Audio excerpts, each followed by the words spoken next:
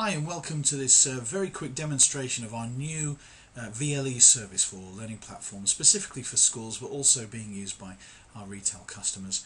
We've created this brand new interactive music school which provides both the basis for the learning for students, teaching and the learning for the students, and also it hosts and houses an enormous amount of assessment for learning materials so that students can develop their performances and help teachers with the reports of their students' progress. So let's get straight on with it. So I'm going to log in here. The website knows that I am both a teacher and an administrator. So when I log in here, it recognises my role and the rights that I have around the site. It gives me access to the staff room. This is going to be the main point for teachers here in the staff room, where they've got my classes and live class activity. So I'm going to pop straight into my classes here, and you'll see that you can create your own classes in the staff room. You have a teacher's view, and you can create classes, and here we've got a class with a few people enrolled on there, a few students, a test class, and it shows their portfolios and scores and progress. We'll go into that. You can also create new classes because you're likely to have more than one group of students that you're going to be teaching, so you can organise your classes. You can also add students either from the database of students that have been logged into there, perhaps that's updated from a CSV file from Sims, or you may create students as you go along. Another thing that can happen, which is very useful I think, is creating class reports. So because the students, when they're uploading their work, is marked automatically, there's a lot of information about the students' performances and how they're progressing, how far they've got, and the quality of their performances. And these can all be downloaded into a nice and easy spreadsheet for you to use for perhaps parental reports at the end of term. So that's a nice little addition. So let's just have a little look here at one of the students. We're going to have a look at young Derek here, and here's his entire portfolio laid out in front of us for guitar, bass, keyboard and drums. And let's go and have a look at his guitar portfolio, and we can see here that he's made 14% progress through the course, an average of 88%, so doing very well in the scores there. And we can see here that he's actually got to the end of lesson 2, so he's completed all the lessons in lesson 1 and lesson 2, all the exercises rather, and doing very nicely. We can have a look at this from our side of things, and we can actually have a look at the performance if we wish.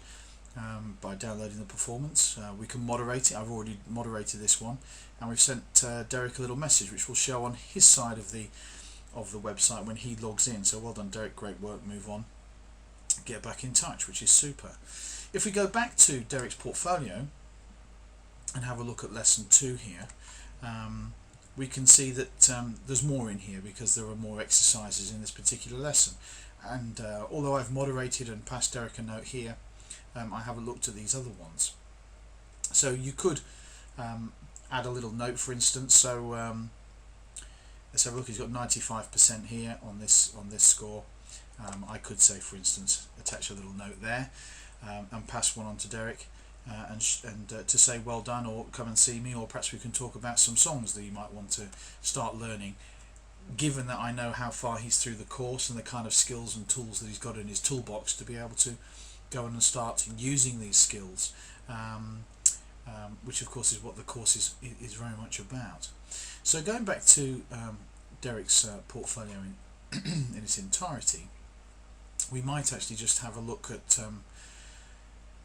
how perhaps you can also monitor the students as it's happening. So here we've got the live view, and they're working away. You might want to use this window. This is quite a nice window. It shows when exercises are uploaded and how students are progressing.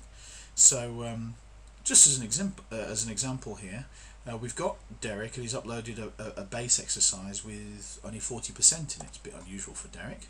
So you can go straight from that view to have a look at that exercise. I've already seen it.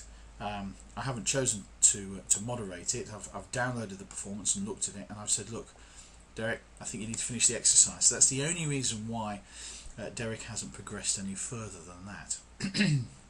Okay, so I'm just going to look on the other side here of the website to give you an idea how the assessment for learning side of things helps the students.